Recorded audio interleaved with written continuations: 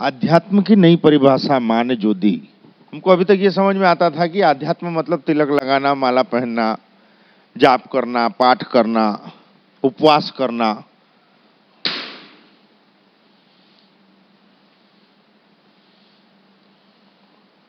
ये आध्यात्म नहीं, ये धार्मिकता है। और हम कुछ धोखा खा जाते थे उस भेष में।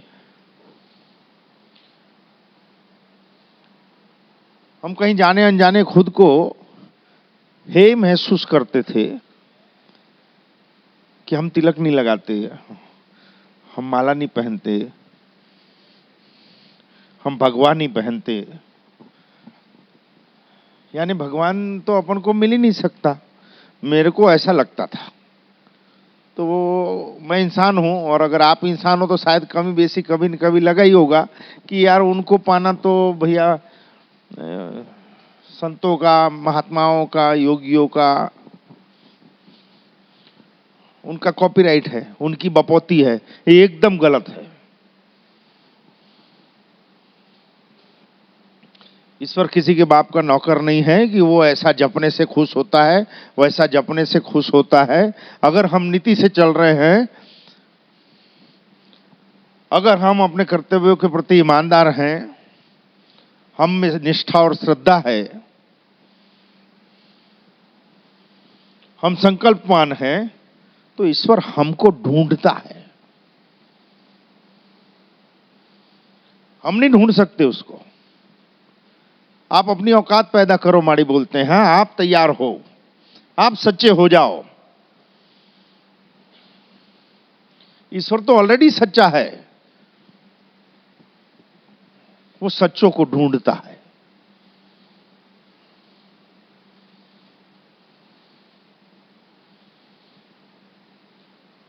निश्चित है वही हमको ढूंढता है।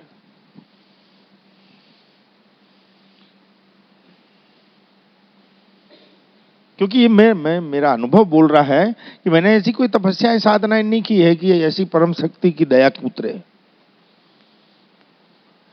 लेकिन ये भी उतना ही सच है कि मैंने कभी किसी को टोपी नहीं पहनाई, किसी को गलत मार्ग नहीं दिया।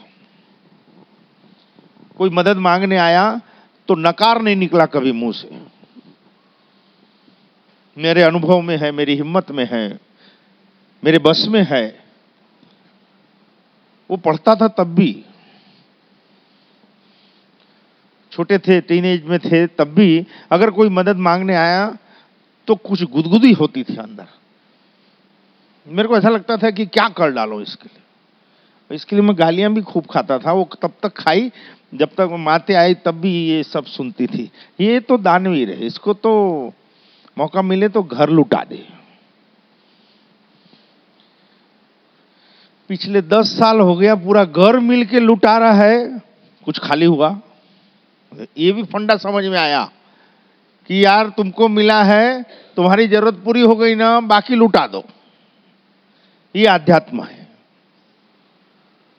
तुम और तुम्हारे आश्रित जो हैं, तुम्हारी पूर्ण हो जा रही है आवक के हिसाब से। मान लो एक उदाहरण दे रहे हैं कि हमारे महीने का खर्चा है 50,000। मान लो बच्चे बच्चे पढ़ रहे हैं, हाई एजुकेशन, ₹1,00,000 महीने का खर्चा है। तो इसमें कोई बुरी बात नहीं कि हम 1.25 लाख, 1.5 लाख रुपया कमाएं। लेकिन अगर हमारी आवक महीने की 3 लाख हो रही है, तो खर्चे के ऊपर 25-50 रख के, दुनिया में ऐसे सच्चे जरूरतमंद जिसका समय कठिन चल रहा हो, उनको बंद मुट्ठी कुछ करो। ये जहां आप में अंदर भाव खड़ा हुआ और आपने एक कदम उठाया, वो शक्तियां दौड़ के आ जाती हैं।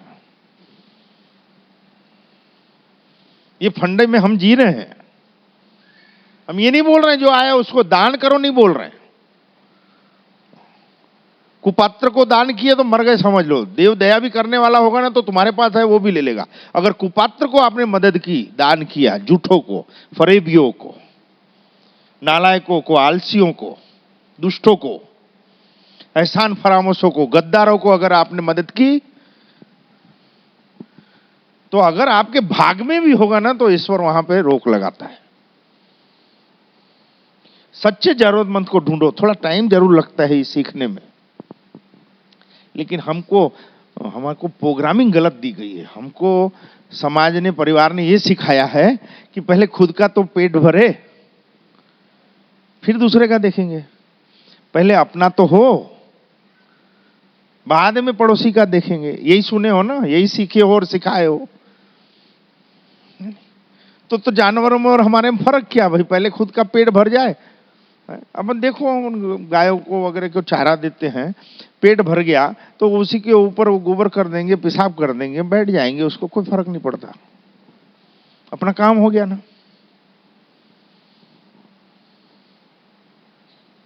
मानवता को अगर आपको समझना है तो सबसे पहले मानवता की निशानी ये है कि आप दूसरे को, सच्चे जरूरतमंद को बगैर मांगे मदद करो। मदद बोल रहे हैं, दान नहीं बोल रहे। ये भी एक महिमा घुसा दी गई है, दान करो, है ना। पहले पाप करो, फिर दान करके धो डालो। पहले अकर्म करो, फिर सत्कर्म करके उसको लिपा पोती करो। तो वो बेवकूफ है क्या ऊपर वाला?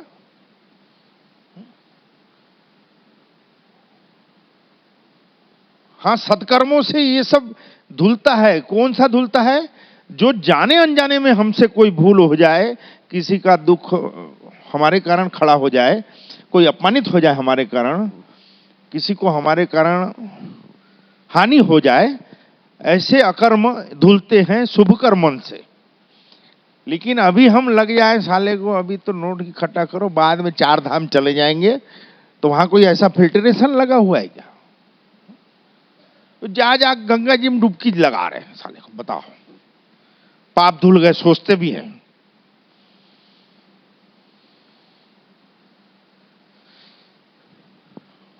हम जो जीवन व्यवहार कर रहे हैं, गृहस्थ जीवन में है, व्यापार में है, उद्योग में है, कृषि में है, नौकरी में है, उसके कर्तव्यों का निर्वहन करते हुए अगर कुछ हमसे चूक हो जा रही है, उसकी फिल्ट्रेशन होती है, उसकी सफाई होती है।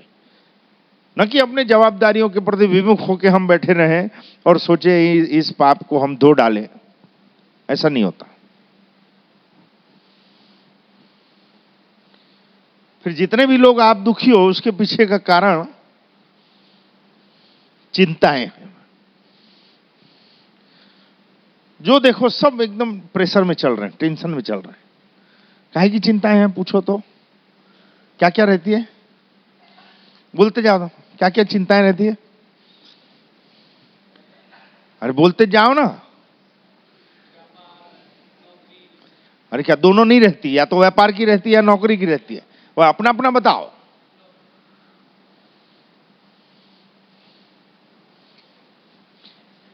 एक बात आज एक गठान मार लो। आपको मालूम था कि आप इंसान बनने वाले हो? हाँ जी। अभी कुत्ता, बिल्ली, गधा, घोड़ा, सुअर बन जाते तो अच्छा वो बना ही देता तो क्या उखाड़ लेते उसका आप लोग? तो अगर इंसान बन के आए हो तो ये निश्चित मान लेना आप कि कोई न कोई उद्देश्य देके प्रकृति ने आपको मनुष्य योनि में भेजा है। आप वो नहीं करोगे तब तक जूते पड़ेंगे। नहीं समझ में आया? आप चाहे नौकरी की चिंता करो, चाहे छोकरी की करो, चाहे छोकरे की करो, चाहे मकान बनाने की करो, चाहे रोग की करो, लेकिन जो कार्य करने आप मनुष्य योनि में आए हो, आज नहीं तो कल तुम और तुम्हारे बाप दोनों को करना पड़ेगा। तो सबसे पहले तो आप स्थिर चित्त हो जाओ कि जब हमारी पिक्चर बनी हुई है, हमारे डायरेक्टर ने हमारे रोल्स लिख दिए हैं, हमारे डायलॉग लिख दिए हैं, उस स्क्रिप्ट के बाहर हम जी नहीं सकते, फिर चिंता काहेगी? अब उस हिसाब से अगर हमको जीना है तो माड़ी बोलते हैं सबसे पहले आपको नियंता पे भरोसा करना पड़ेगा। आप जिसको भी मानते हो, जिस भी संप्रदाय से जुड़े हुए हो, आपको उसमें पूर्ण निष्ठा और समर्पण रखना पड़ेगा। जिस समय आप आपकी श्रद्धा में समर्पित हुए, वही आपको मार्ग दिखाएगा आपके जीवन का। हम आप जो दुखी है ना, उसके पीछे का कारण है हमको ईश्वर पे निष्ठा नहीं है, हमको भरोसा नहीं है। हमको लगता है कि हम ही हमारे ही बुले बुते पूरी पृथ्वी घूम रही है हवा में है? क्या हमारे ही पुण्यों से ये सूर्य रोज उदित होता है, अस्त होता है, ये हवाएं चल रही है? यानी हम कर रहे हैं तब हमारे बच्चे पल रहे हैं। तुमने क्या सोच के बच्चे पैदा किए? वो तो आपने संभोग किया, बच्चे पैदा हो गए। तो दुनिया में कईयों ऐसे हैं जो जिसको 20-20 साल हो गए शादी को, बच्चे पैदा नहीं हो रहे। ये इतना आसान नहीं है, लेकिन चूंकि आसानी से हो गया तो हमको लगता है ये हमारा अधिकार है। नहीं है, ये तो उसकी कृपा है। फिर एक कचरा घुस गया है, बस जिंदगी में अगर सफल होना है पैसा बनाओ, ये घुसा दिया गया है कि पैसा बनाए मतलब हम सफल हो गए। बिल्कुल गलत फंडा है। पैसा का और सफलता का कोई लेना देना नहीं है, लेकिन बचपन से घुसा दिया गया है। यानी एक होशियार कौन? जो पास हो जाए वो होशियार। ये घुसा दिया गया है ना, डिवीजन लाओ, मेरिट में आओ। ये लौंडिया रोती थी, साली बता कितने परसेंट आए? तो बोले 85 जाए, 90 आने थे, 85 आए। एक कान के नीचे पड़ेगी साले। हम तो बोलते हैं पास हो गए, यही बहुत है। कौन से झंडे गाड़ लोगे? 100 में 100 आएंगे तो? सैद्धांतिक शिक्षण का कोई महत्व नहीं है। और पूरी दुनिया में साले को हवा भरी जा रही है सैद्धांतिक शिक्षण की। सैद्धांतिक शिक्षण अंग्रेजों ने इसलिए भरा था कि हम हमारी मूल संस्कृति से हट जाएं, हम हमारे बेस को भूल जाएं, हम हमारे आर्यव्रत को भूल जाएं, हमारे वैदिक संस्कारों को हम भूल जाएं। इसीलिए सैद्धांतिक शिक्षण को डाला गया कि ABCDEFG। और एक बाड़े में 100 भेड़ थी, 5 भग गई तो 95 बची। ये सिखाते हैं हमको, जो बिल्कुल गलत है। माड़ी ने सिखाया कि नहीं आप लोगों को? एक बाड़े में 100 भेड़, 5 भग गई तो कितनी बचेगी? एक भी नहीं बचेगी। अंग्रेज सिखा के गए हमको, 95 में 5 भेड़ भग गई तो फिर और जब भेड़ भग गई तो सभी भग जाएगी, रुकोगी थोड़ी ना। यह हमारी संस्कृति है जो व्यवहार सिखाती है। माली ने यह भी बताया था, बताओ ये हम इस उम्र में हम सीखे उस बोर्ड से। चाणक्य भैया के लिए आ ई सब लिखा हुआ है, क ख ग घ, बाजू में ABCD भी लिखी हुई है। तो मैं देखा भाई, ABCD मतलब A फॉर एप्पल से चालू होती है और Z फॉर जेब्रा, जानवर बना के छोड़ती है। A for Apple, Z for zebra, जानवर। अ ई चालू होता है, अ से अनपढ़ से चालू होता है, य से ज्ञानी से खत्म होता है। वो तो है हमारी संस्कृति होती है। मानव जीवन में आए और हमको अगर सुकून नहीं मिला, हमको शांति नहीं मिली, हमको प्रेम नहीं मिला, हमने प्रेम नहीं दिया, हम किसी के काम ना आए, तो मतलब क्या है? हम ये नहीं कहते हैं पैसे के विरुद्ध हैं या धंधे के विरुद्ध हैं। आप धन संपत्ति इकट्ठी मत करो, करो, लेकिन उपयोग भी तो करो। में ये विडंबना है कि मेरे को नौकरी वाले मिलते हैं और नौकरी वाले का दिमाग इतना होता है। मेरे को धंधे वालों की बहुत इच्छा होती है मिलूं, नौकरी वाले मिलते हैं, नौकरी वाले का इतना दिमाग, जो सुबह जल्दी जल्दी टिफिन बनाना है, जाना है, अपनी टेबल पे बैठना है, काम हुआ ठीक, नहीं तो 5 बजे कुल्हा जलाना है, उठे आ गए, जो होना है हो, कर तो रहे हैं जी, अब इतनी तनख्वाह में और क्या करें, और साल 6 महीना हो दूसरी नौकरी ढूंढो, इसके सिवाय नौकरी वालों को नहीं आता कुछ। कंफर्ट जोन में जीना है बिल्कुल, नौकरी न छूट जाए, इसके सिवाय का जो होना है हो जाए, दुनिया क्या है नहीं मालूम। और कुछ लोग आते हैं नौकरी, हमारी नौकरी लग जाए तो साले मर जाओ बे, कहां नौकरी यहीं करोगे जिंदगी भर यार। संस्कारित करो अपने परिवारों को। माड़ी आपके साथ है, अगर आपको खुद का कुछ करना हो तो, और ये भी दिमाग से निकाल दिया कि उसको पैसे की जरूरत है, पैसे बगैर धंधा नहीं हो सकता। आप में क्वालिटी है तो आपको वर्किंग पार्टनर बनाने वाले बहुत बैठे हैं, लेकिन यहां तो क्वालिटियां ही नहीं है।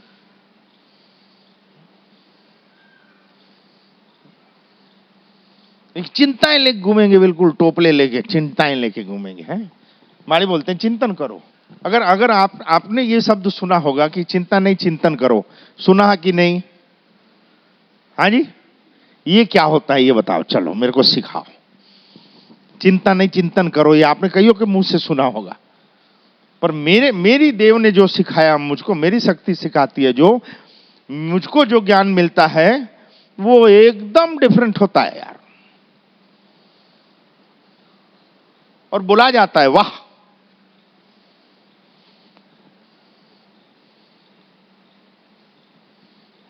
आप में से 4 व्हीलर कितने लोग चलाना जानते हैं? हाथ ऊंचा कर। 4 व्हीलर इतना चला है। 4 व्हीलर चालू करने के लिए क्या करना पड़ता है? सबसे पहले क्या करना पड़ता है? जोर से बोलो। चाबी इग्निशन में लगाई, फिर अच्छा, आप सेल्फ मार गाड़ी चला सकते हो क्या? हाँ जी, जाग रहे हो ना? आप गियर में डाल दो गाड़ी, क्लच को छोड़ दो और सेल्फ मारो, झटका खाएगी। होगा नहीं होगा? होगा नहीं होगा? नहीं, ट्राई मत करना, मर जाओगे। होगा नहीं होगा? चिंता सभी को होती है, होनी चाहिए। जिंदा है अगर हम सजाग हैं तो चिंता तो होगी, लेकिन चिंता और चिंतन में माड़ी ने जो सिखाया, चिंता उद्वेग लाती है, टेंशन लाती है। चिंता हमको खिंचाव में ले जाएगी, रातों की नींद हराम कर देगी, सोचने की विवेक शक्ति खत्म कर देगी वो चिंता। और चिंतन हमको आयोजन देता है।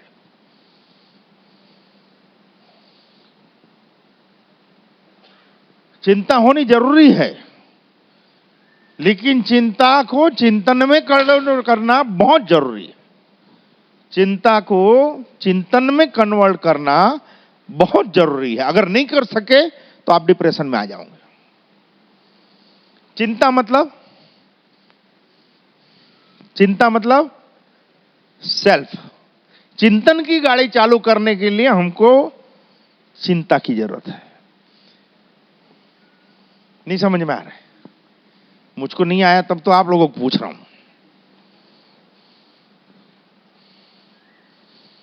चिंतन समाधान देता है, आयोजन देता है। चिंता सवाल पैदा करती है और चिंतन समायोजन लाता है, आयोजन लाता है, समस्याओं का समाधान लाता है। ये सैद्धांतिक शिक्षण आपको नहीं सिखाएगा, चाहे 10-10 ठोक डिग्रियां लेके पिछले पॉकेट में रख लो, कोई काम की नहीं।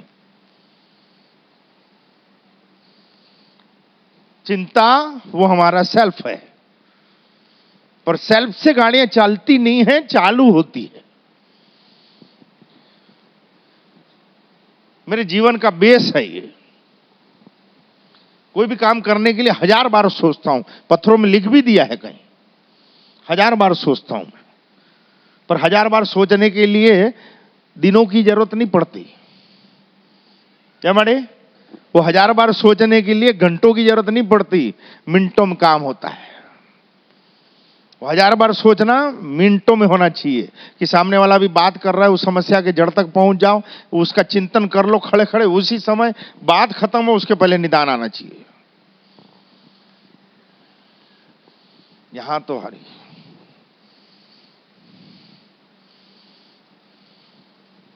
पोष देते हैं वे और अपने तकदीर को पोछ देते हैं।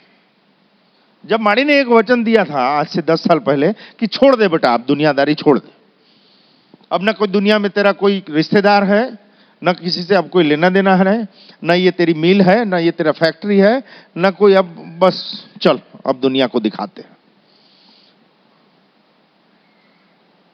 तो क्या चिंतन नहीं होगी?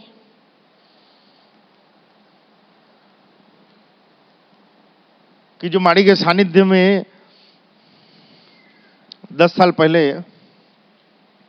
20 साल पहले की बात है, जब 30 साल की उम्र में पिता का देहांत हुआ और 20-25 लाख कर्जे में खड़े हो गए, वहां से जीरो में से, जीरो भी नहीं कहेंगे, 50-25 लाख कर्जा 20 साल पहले, वो जीरो नहीं बोलेंगे उसको, तो कितना माइनस बोलेंगे, जीरो नहीं बोलेंगे।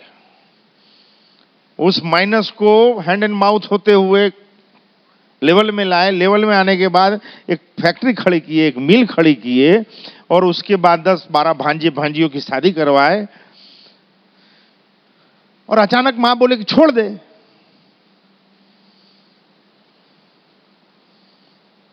इतना कुछ कर्मष्ठ जीवन जीने के बाद बोले छोड़ दे और कोई धंधा नहीं करना है, अब बैठ जा, जितना बोलूं उतना करना। दिमाग की नसें फटने चालू हो गई, करेंगे कैसे? लेकिन मां का वचन आर्ग्यूमेंट नहीं होता। छोड़ दे, छोड़ दिया माड़ी, चलो बैठ गए। रात को नींद नहीं आती थी, करेंगे क्या? माते को बोला, माते माड़ी ऐसा बोल रहे हैं, कैसा करें? माते भी तो ऐसे ऐसे दोस्त हो तो दुश्मनों की जरूरत नहीं है। बोले हाँ बैठ जाओ। हाँ, आप लोग आज पिछवाड़े में आग लगी है इस टाइप क्यों भगते हो? क्योंकि आपकी डौकी जान खाती है, पैसा लाओ, ये लाओ, वो लाओ। आपकी लड़की जान खाती है, आपका लड़का जान खाता है, दोता पोता जान खाता है, तभी तो दौड़ रहे हो, नहीं तो काहे दौड़ते? बताओ बताओ काहे दौड़ते? अगर तुम्हारे पीछे आग नहीं लगाने वाले होते तुम्हारे घर वाले, तो तुम काहे दौड़ते? हमारे पीछे आग लगाने वाले नहीं थे तो हम बेंदर टाइप पत्ती खाक बैठ जाओ। क्यों? कोई डिमांड करने वाला नहीं है। 2 बच्चों को बोला, माड़ी बोल रहे सब छोड़ दे बेटा, ये 1 भी रुपया नहीं उठाना, छोड़ दे यहां से। बच्चे भी बोलते ओके बहुत अच्छा है पिताश्री, माड़ी बोल रहे हैं छोड़ दो। क्या औलादे मिली? बोले देख ले 50 लाख रुपया रखा हुआ है, इसमें जितना लेना जरूरत ही नहीं है ना, माड़ी है ना। ये निष्ठा होनी चाहिए यार, इस नियंता पे भरोसा होना चाहिए कि जो आर्थिकता है, नहीं होनी मिल, नहीं होनी फैक्ट्री, नहीं होना 50 लाख। माड़ी बोले छोड़ देना, तो फिर देखना क्यों बोलते हैं? ये मेरे साथ जीने वाली जीवात्मा ये बोलती है मैं क्या मांगू? मैंने एक बार कहा सोच लो बेटा, लौकिक जगत में मैं तुम्हारा पिता जरूर हूं, लेकिन आध्यात्म में मेरा तुम्हारा कोई लेना देना नहीं। आज 16-17 साल की उम्र हो गई, कल को उठ के ये बोलोगे हमारा बाप माड़ी माड़ी करते करते 50 लाख छोड़ दिया, मिल फैक्ट्री छोड़ दिया, आज हम लोग भिखारी बन घूम रहे हैं, तो ये नहीं सुनूंगा, काट डालूंगा। सवाल ही नहीं है कभी कि ऐसा विचार आए। यही शब्द थे ना। ऐसे निष्ठा वाले, ऐसी श्रद्धा वाले, ऐसी समर्पण करने वाली जीवात्मा आपके साथ हो तो दुनिया ठोकरों में होती है।